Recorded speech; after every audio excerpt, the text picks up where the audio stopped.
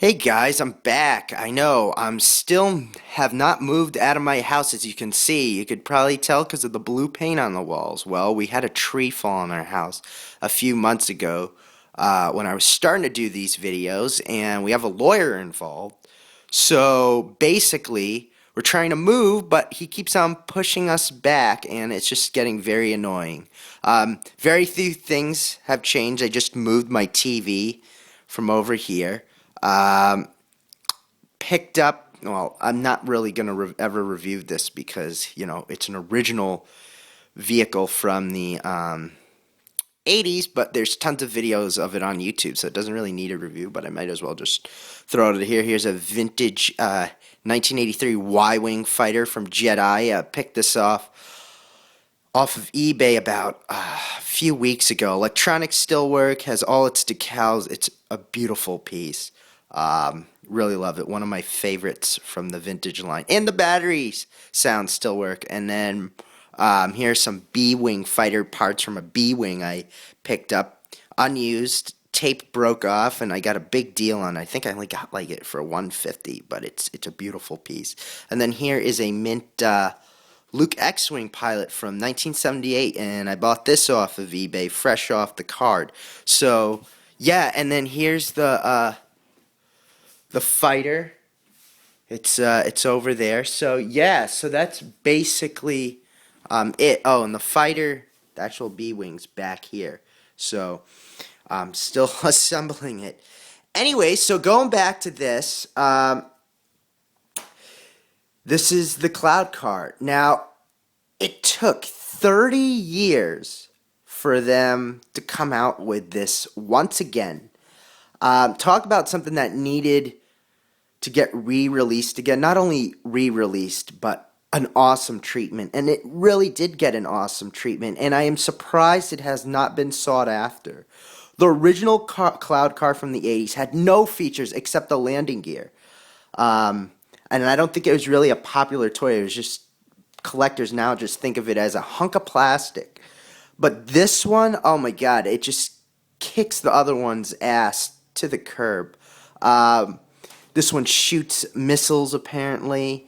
The packaging isn't vintage because it came out on the line before the Vintage Collection line in 2010, but gives you a little brief thing about it. But yeah, it shoots out missiles.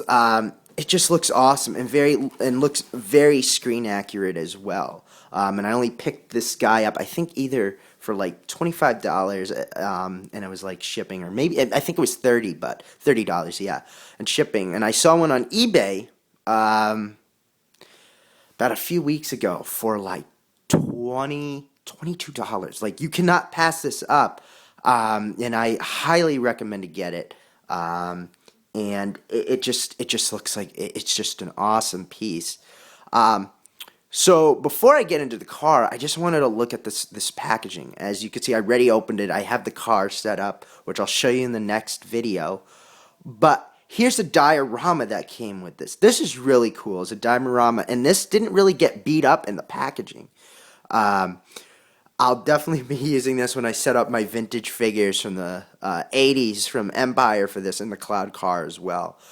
And it came with the instructions, as you can see in there. They're not really anything to show. I mean, they're just regular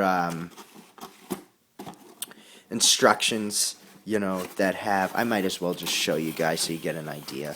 Nothing too exciting. Yeah, it's just Clone War instructions. Nothing vintage looking, just, your instructions for the Cloud Car. Yeah, I mean, it's not even that exciting. See, it doesn't even look vintage, more modern than anything. The Legacy collection this is from, so yes. Thought it was Clone Wars, but I guess it's Legacy. I always get thrown off because that's a clone trooper.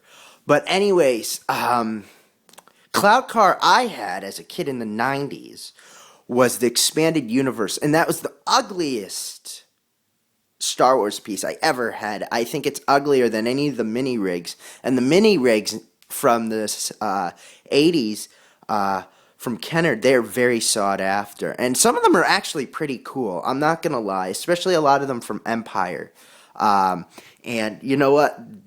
That was even cooler than the expanded universe cloud car, and yeah, that was the cloud car I got.